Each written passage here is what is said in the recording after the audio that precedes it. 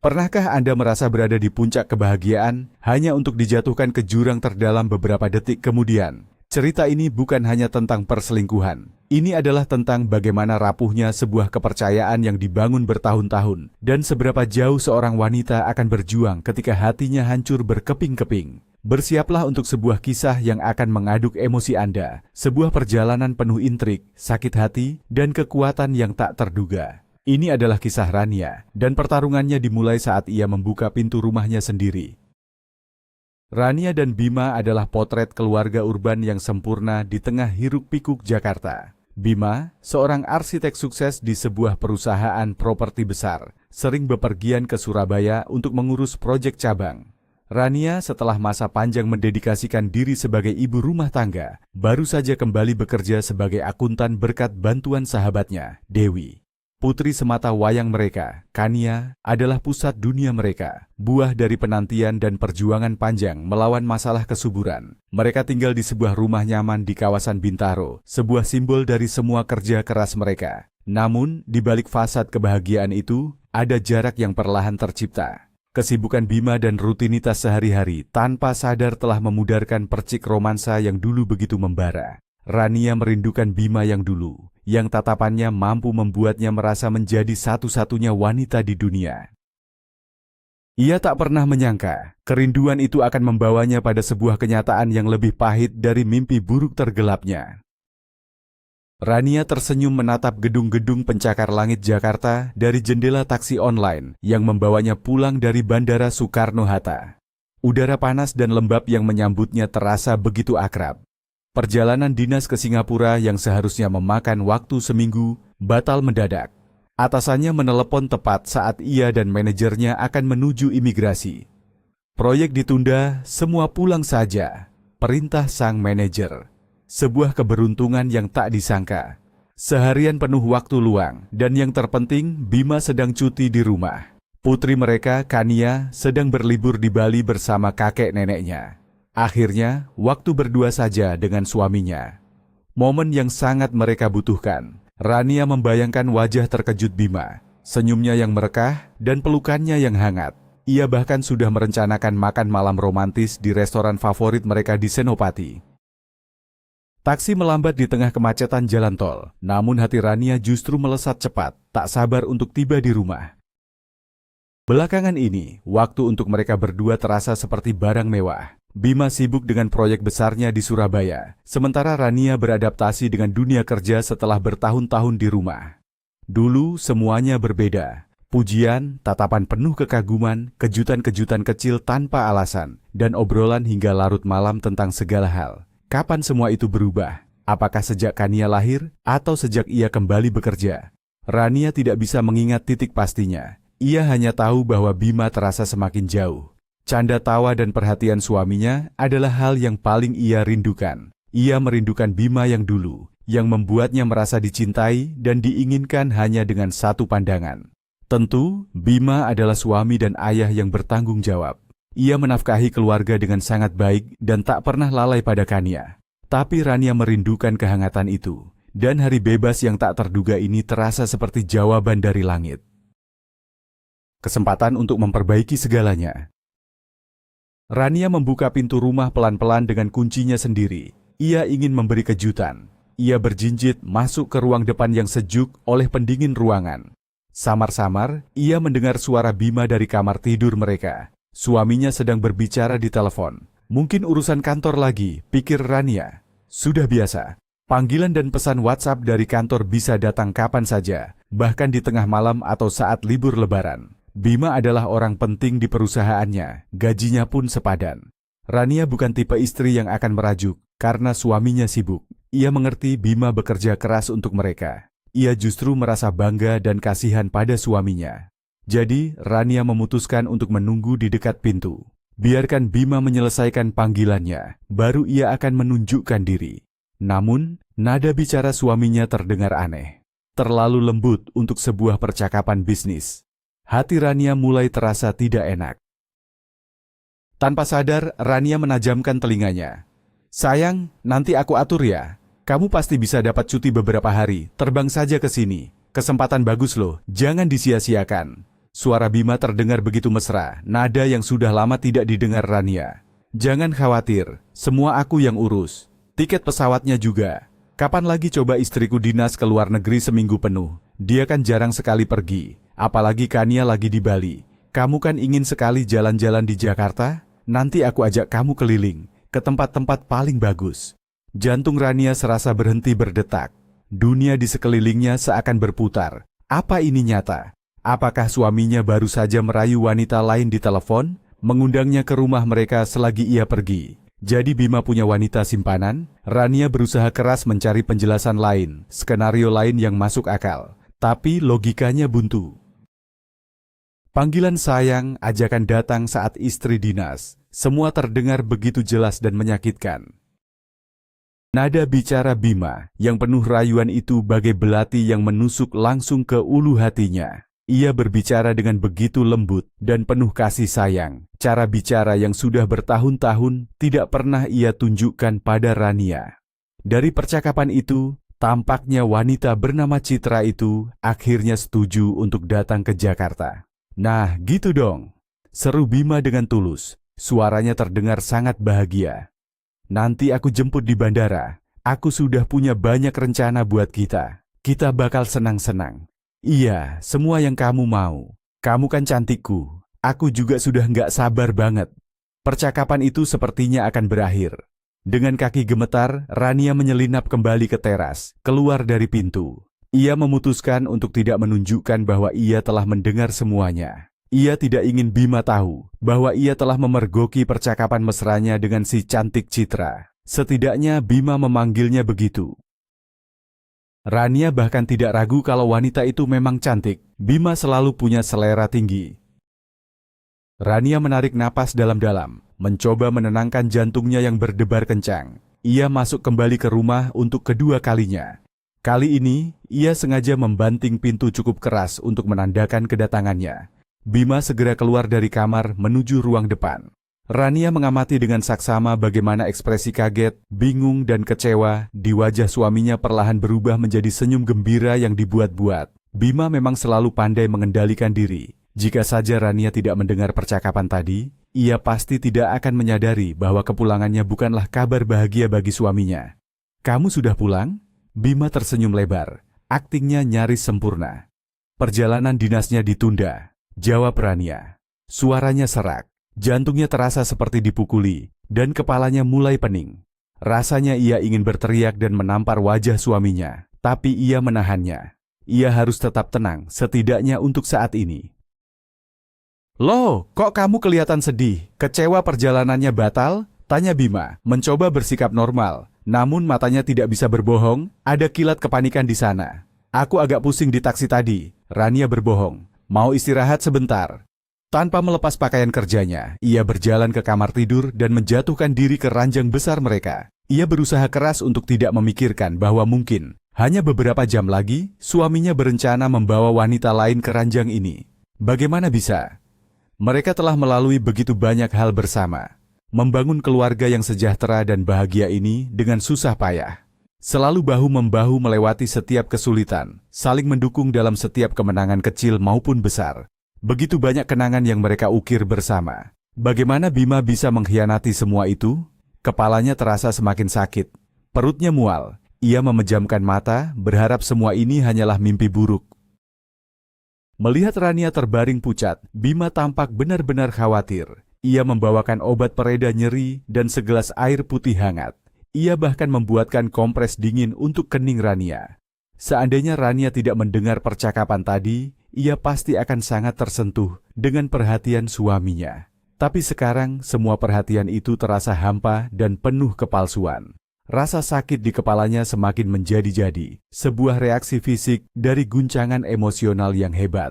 Sambil memijat pelipisnya, ingatan Rania melayang kembali ke masa-masa awal pertemuan mereka. Saat itu adalah masa kuliah yang riang dan tanpa beban di Universitas Indonesia. Rania sedang bersantai di sebuah kafe di daerah Kemang bersama teman-temannya. Di sanalah Bima, seorang mahasiswa arsitektur yang menawan, memperhatikannya. Senyumnya lebar dan menawan, cerdas dan lucu. "Wah, ganteng banget tuh," bisik Dewi, sahabatnya. "Jangan sampai lepas, Ran." Saat itu Rania sebenarnya tidak sedang ingin menjalin hubungan serius. Ia baru saja putus dari pacar yang posesif dan sedang menikmati masa kebebasannya. Kekaguman di mata Bima memang menyanjung egonya. Pujian dan sentuhan ringannya terasa menyenangkan. Bima jelas berharap bisa bertemu lagi dan meminta nomor telepon Rania. Namun, Rania sengaja memberikan nomor yang salah dengan menukar beberapa digit terakhirnya. Itu adalah kebiasaannya pada pria yang baru ia kenal. Ia tidak berencana untuk bertemu lagi, jadi ia hanya ingin menikmati percakapan menyenangkan saat itu saja. Kemudian, rombongan teman-teman Rania memutuskan untuk pindah ke tempat lain yang lebih dekat dengan kosnya di Depok. Rania mengucapkan selamat tinggal pada Bima yang tampak kecewa. Bima meraih tangannya yang mungil, menciumnya dengan sopan, dan berkata, "Aku pasti akan meneleponmu. Kamu sangat istimewa. Aku tidak akan melepaskanmu." Rania hanya tersenyum. Momen itu membuatnya merasa seperti seorang putri. Ia memang selalu populer di kalangan pria. Postur tubuhnya yang tinggi semampai, rambut coklatnya yang tergerai indah, dan mata hijaunya yang teduh seringkali menuai pujian. Setiap kali mendengar pujian, rasanya selalu menyenangkan, termasuk kali ini. Rania melambaikan tangan pada Bima, yang ia kira tidak akan pernah ia temui lagi. Ia masuk ke dalam mobil temannya yang sudah penuh sesak. Sepanjang perjalanan menyusuri jalanan malam Jakarta, teman-temannya tertawa dan bernyanyi. Tapi anehnya, pikiran Rania tidak bisa lepas dari Bima. Ia merasa sedikit bersalah karena telah membohonginya. Ketika mereka tiba di tempat tujuan, orang pertama yang Rania lihat adalah Bima. Ternyata Bima menyewa taksi dan mengikuti mobil mereka. Ia berjalan ke arah Rania dengan senyum lebar dan tangan terbuka. Rania merasakan kelegaan dan kebahagiaan yang luar biasa. Ia takut mereka tidak akan bertemu lagi. Bersama Bima, Rania selalu merasa ceria. Bima tahu persis bagaimana cara membuatnya tertawa dan mengangkat suasana hatinya.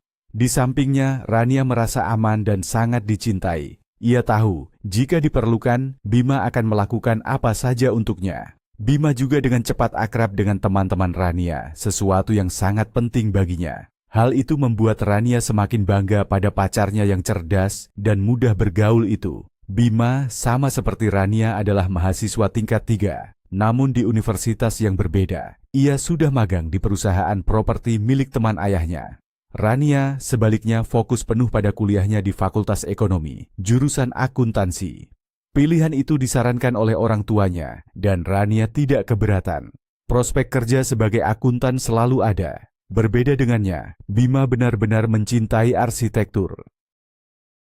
Ia bisa berbicara berjam-jam tentang pekerjaannya, dan Rania suka mendengarkan sambil menatap mata Bima yang berbinar penuh semangat. Di tahun keempat kuliah, mereka memutuskan untuk meresmikan hubungan. Mereka yakin dengan perasaan masing-masing. "Aku sudah menemukan takdirku, kamu," kata Bima suatu hari. "Aku ingin selalu bersamamu setiap saat, bukan hanya bertemu beberapa kali seminggu. Aku ingin tidur dan bangun di sisimu." Rania tersenyum bahagia. Ia merasakan hal yang sama. Membayangkan menjadi istri Bima dan selalu bersamanya membuat hatinya meluap gembira. Namun, orang tua dari kedua belah pihak menentang keras ide pernikahan muda itu. Alasannya logis, keduanya masih kuliah, belum mandiri secara finansial, dan belum punya tempat tinggal. Mereka disarankan untuk menunggu sampai lulus dan mendapat pekerjaan. Akhirnya Rania mendapatkan sebuah ide nekat. Ia memberitahu orang tuanya bahwa ia hamil. Seketika kedua keluarga pun sibuk mempersiapkan pernikahan mereka tanpa banyak tanya lagi. "Memang sih kita bohong, tapi mau bagaimana lagi kalau mereka butuh alasan kuat," kata Bima. "Salah mereka sendiri." Rania setuju. "Tapi, bagaimana kalau kita benar-benar punya anak?" usul Bima tiba-tiba. "Aku sangat ingin punya bayi dari kamu. Aku sudah bekerja. Kita bisa tinggal di apartemen nenek yang kosong. Begitu aku lulus, aku akan langsung diangkat jadi kepala divisi. Bos sudah janji, aku pasti bisa menafkahi kita." Rania sangat gembira dengan ide itu. Ia tiba-tiba menyadari betapa ia juga sangat menginginkan seorang anak dari pria yang ia cintai. Bayi mereka pasti akan menjadi anak yang paling bahagia dan tampan di dunia. Namun, usaha mereka tidak kunjung membuahkan hasil. Kehamilan yang mereka dambakan tidak pernah datang. Saat itu, pasangan muda ini tidak terlalu khawatir. Hidup mereka masih penuh dengan hal-hal menarik lainnya. Pesta, teman, kuliah, dan jalan-jalan. Ketika mereka akhirnya mengaku pada orang tua bahwa tidak ada bayi, para orang tua bahkan tidak marah. Mereka sudah terlanjur menyayangi menantu masing-masing dan menganggap keputusan pernikahan anak-anak mereka adalah langkah yang tepat dan bertanggung jawab. Mereka hanya tertawa melihat kecerdikan Rania dan Bima dan berharap mereka tidak akan menunda terlalu lama untuk memberikan cucu. Akhirnya, hari kelulusan tiba. Bima, seperti yang dijanjikan, diangkat menjadi kepala divisi. Rania mendapat pekerjaan sebagai akuntan di sebuah pusat perbelanjaan besar. Mereka sekarang mandiri secara finansial. Meskipun gaji mereka belum seberapa, orang tua masih sering membantu, sehingga mereka tidak hanya cukup untuk kebutuhan sehari-hari, tetapi juga untuk bersenang-senang. Kalian hebat sekali, puji Dewi, sahabat Rania. Hidup kalian berjalan begitu lancar. Aku jadi tidak percaya lagi mitos bahwa pernikahan dini itu pasti gagal. Rania sering merasa kasihan pada sahabatnya yang kurang beruntung dalam percintaan, dan ia bersyukur pada takdir yang telah mempertemukannya dengan pria setia, penuh kasih, dan dapat diandalkan seperti Bima. Saat teman-teman dan rekan kerjanya mengeluhkan pacar atau suami mereka, Rania sering merasa canggung. Ia tidak bisa ikut mengeluh karena memang tidak ada yang bisa ia keluhkan dari Bima. Waktu berlalu, mereka perlahan-lahan belajar mengurus rumah tangga. Awalnya, itu adalah sebuah tantangan. Ternyata, rambut panjang Rania sering menyumbat saluran air, piring kotor tidak bisa bersih sendiri, dan debu menumpuk dengan sangat cepat. Memesan makanan dari luar setiap hari juga menguras anggaran. Tapi mereka berhasil melewati ujian itu. Keduanya belajar memasak, membersihkan rumah, dan bahkan merenovasi apartemen mereka sendiri. Pernikahan mereka menghadapi ujian berikutnya. 5 tahun berlalu, namun mereka belum juga dikaruniai anak.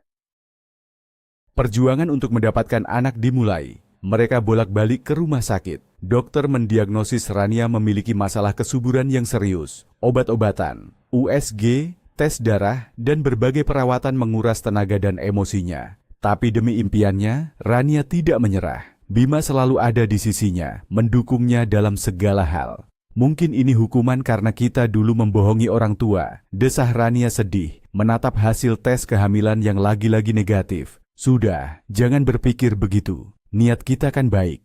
Kita tidak melakukan sesuatu yang jahat. Jangan putus asa, kita pasti bisa. Bima selalu berusaha menguatkannya, tapi tetap saja tidak berhasil. Ketika semua metode pengobatan telah dicoba, dokter menyarankan program bayi tabung. Rania dan Bima yakin kali ini mereka akan berhasil. Namun, 3 kali mencoba, 3 kali pula gagal. Rania hanya bisa terbaring di tempat tidur, menatap langit-langit tanpa daya. Air matanya sudah kering. Ia merasa tidak akan pernah menjadi seorang ibu. Semuanya sia-sia. Ia tidak mau lagi menyiksa tubuhnya, berharap, lalu kecewa. Tiba-tiba Bima mendekat. Kita coba sekali lagi, katanya lembut. Hanya sekali lagi.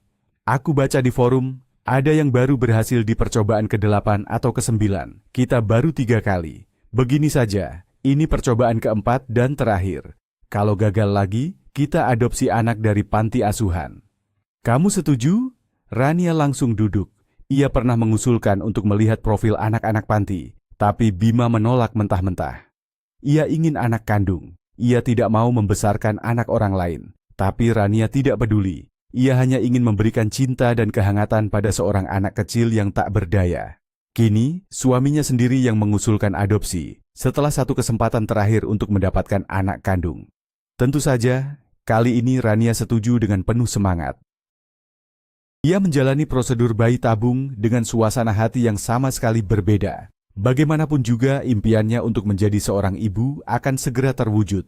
Entah apa yang lebih berperan, terapi baru atau semangat positif Rania, tapi di percobaan ke-4 ini semuanya berhasil. Rania menatap alat tes dengan 2 garis dan menangis haru. Bima pun ikut menangis bahagia bersamanya. Kehamilannya berjalan sulit. Rania sering harus dirawat di rumah sakit. Bima mengambil alih semua urusan rumah tangga dan merawat Rania dengan sangat telaten. Ia memenuhi setiap keinginannya, bahkan memintanya untuk berhenti bekerja. Kamu tidak perlu ke kantor sekarang, terlalu banyak stres. Lebih baik istirahat. Nanti setelah anak kita lahir dan sedikit besar, kita cari pekerjaan baru untukmu. Gajiku lebih dari cukup untuk kita semua. Rania dengan senang hati menikmati perannya sebagai calon ibu yang dimanjakan. Kemudian, lahirlah Kania. Kebahagiaan mereka sebagai orang tua baru, dan juga kebahagiaan kakek neneknya, tak terkira. Keluarga mereka terasa semakin kuat dan lengkap. Namun, setelah proses pengobatan yang panjang, kehamilan yang sulit, dan persalinan, Rania mulai mengalami masalah tekanan darah. Ia sering merasa tidak enak badan. Pada saat-saat seperti itu, Bima dengan sigap menguruskannya. Ia memandikan, memberi susu botol, bahkan mengganti popoknya. Tak kalah terampil dari Rania. Kania tumbuh menjadi anak yang cerdas dan aktif, tetapi juga sering sakit. Di taman kanak-kanak, ia mudah sekali tertular batuk dan pilek. Akibatnya Rania harus menunda niatnya untuk kembali bekerja. Masa cuti melahirkannya berlanjut hingga Kania berusia 5 tahun. Akhirnya sahabatnya, Dewi, menawarinya pekerjaan di perusahaannya. Ada posisi kosong yang cocok untuk Rania. Sejak saat itu mereka menjadi rekan kerja. Kehidupan mereka berjalan normal. Kania sudah kelas 1 SD, Rania bekerja, dan Bima telah menjadi kepala cabang perusahaannya di Surabaya.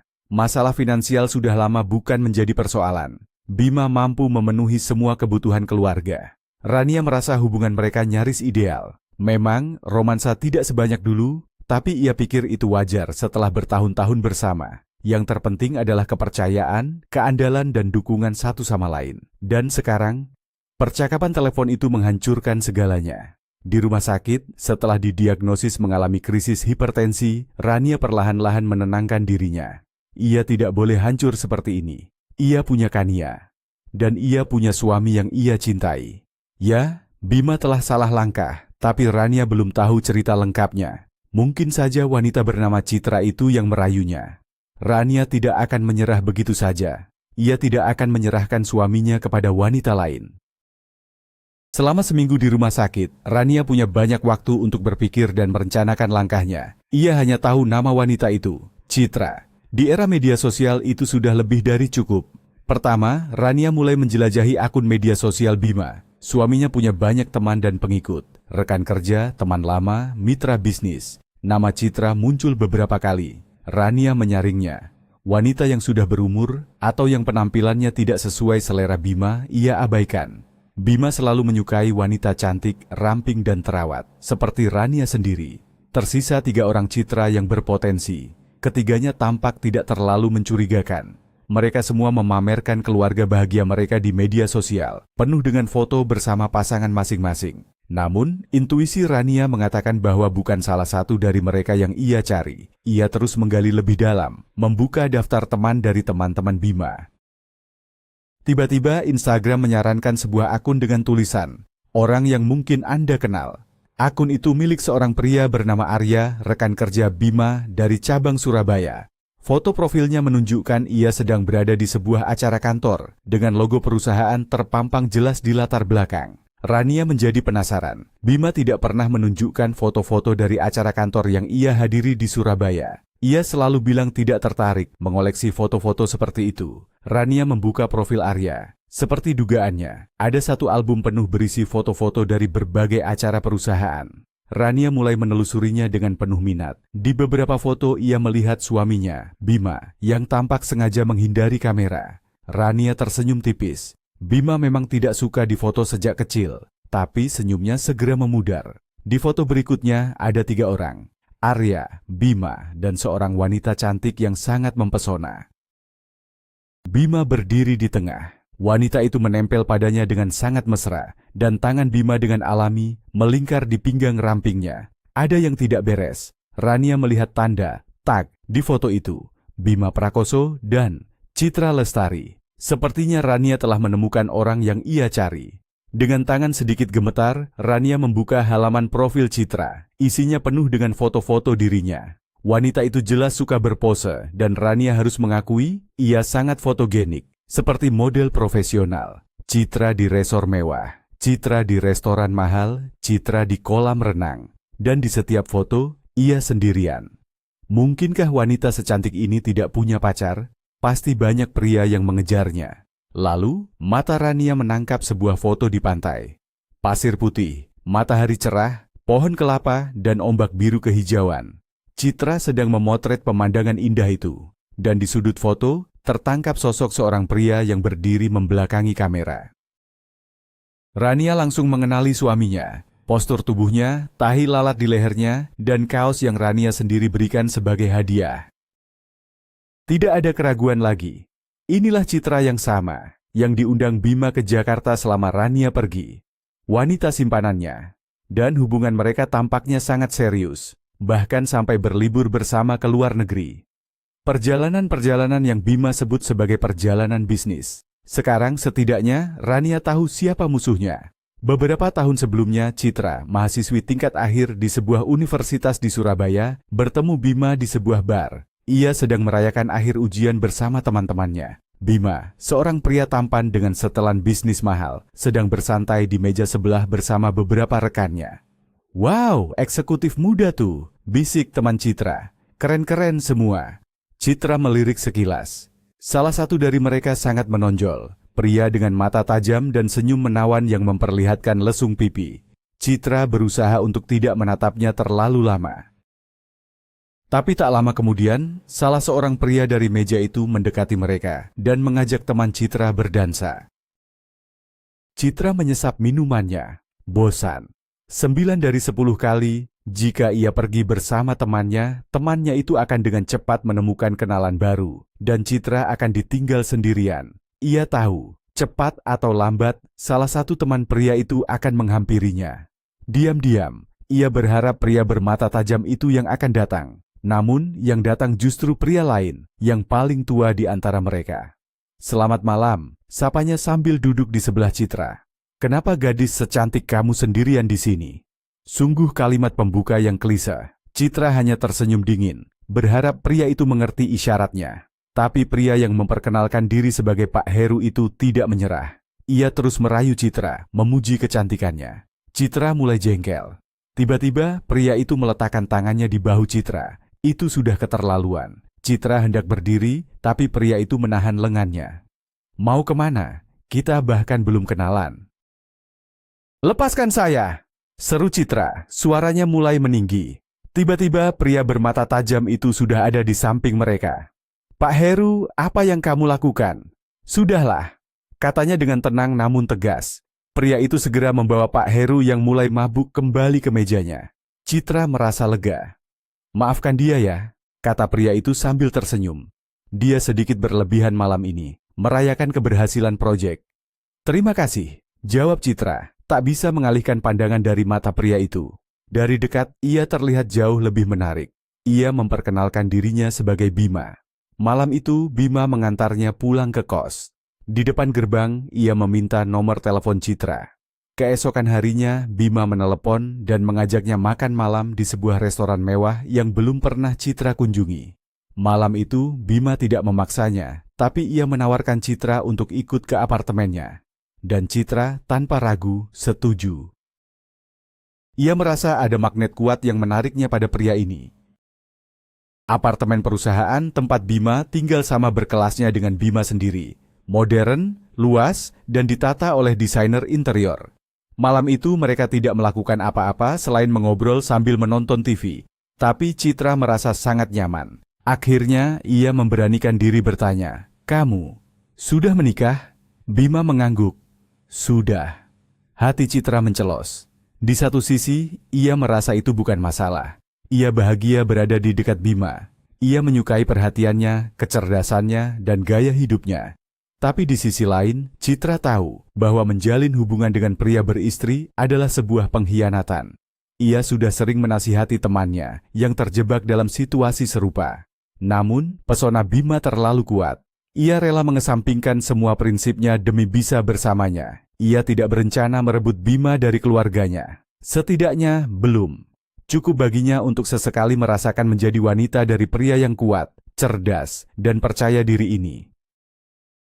Bima menunjukkan pada Citra dunia yang sama sekali berbeda. Sebagai gadis dari desa kecil yang datang ke Surabaya untuk kuliah, Citra butuh waktu lama untuk beradaptasi dengan kehidupan kota. Dulu, ia bahkan canggung untuk masuk ke kafe-kafe sederhana. Bersama Bima, ia diperkenalkan pada restoran-restoran mewah, hadiah-hadiah mahal, dan perjalanan liburan ke tempat-tempat eksotis seperti Thailand yang Bima samarkan sebagai perjalanan dinas. Tentu saja Citra segera mencari tahu tentang istri Bima di media sosial. seorang wanita cantik dan sukses, pasangan yang sangat serasi dengan Bima. Melihat foto-foto mereka membuat hatinya sakit, tapi ia berusaha untuk tidak memikirkannya. Ia tidak berencana untuk jatuh cinta, tapi ia tidak bisa menahannya.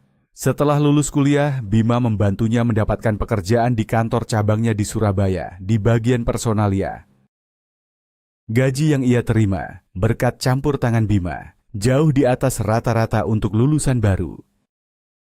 Setelah keluar dari rumah sakit, Rania merasa jauh lebih baik. Baik secara fisik maupun mental, ia telah mengambil keputusan. Ia akan berjuang untuk suaminya dan keluarganya.